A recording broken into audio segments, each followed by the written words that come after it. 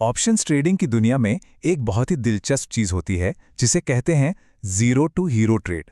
तो आज हम इसी गामा ब्लास्ट के पीछे के विज्ञान को समझेंगे और ये भी जानेंगे कि ये बाजार में इतनी विस्फोटक तेजी लाता कैसे है।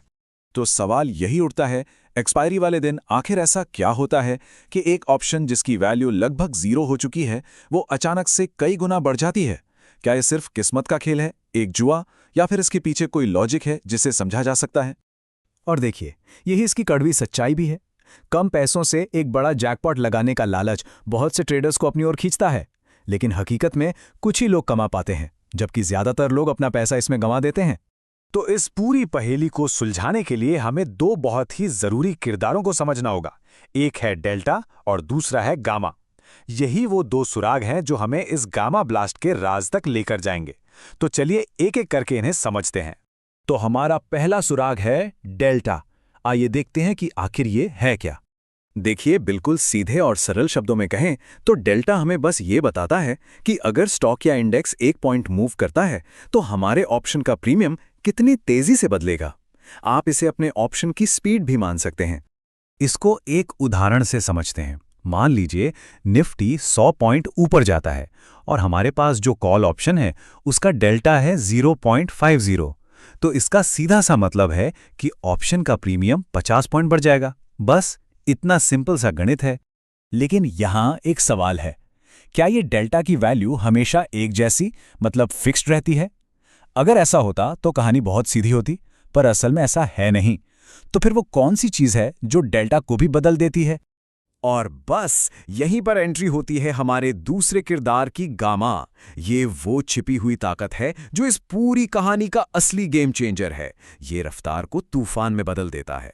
तो गामा क्या करता है? गामा ये बताता है कि डेल्टा खुद कितनी तेजी से बदलेगा। मतलब ये डेल्टा के बदलने की रफ्तार को मापता है। इस एक लाइन को हमेशा याद रखिए।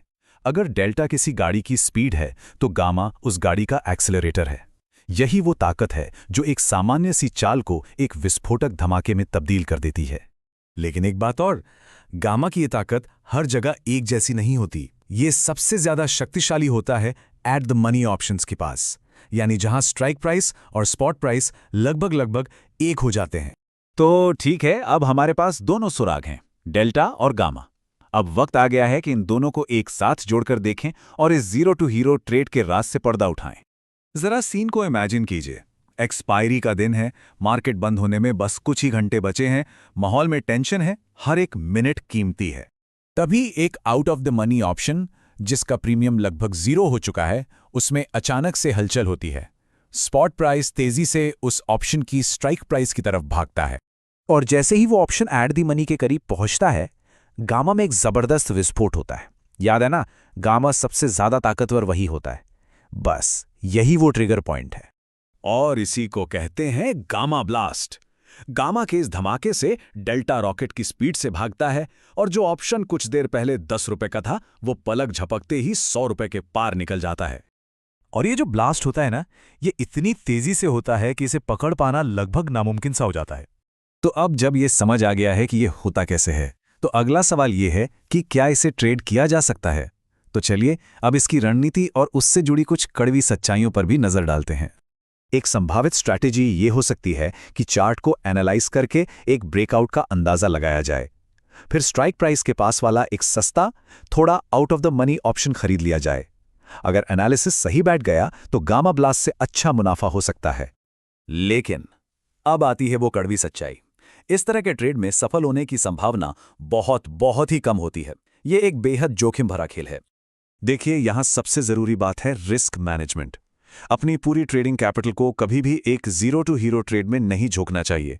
इसमें सिर्फ उतना ही पैसा लगाया जाना चाहिए जिससे अगर खो भी दिया तो कोई खास फर्क न पड़े। इन सच्चाइयों को गांठ बांध लेना जरूरी है। पहला, ज्यादातर मामलों में प्रीमियम जीरो ही होता है। दूसरा, अगर बाजार साइडवेज हो गया तो थीटा डी के प्रीमियम को खा जाएगा।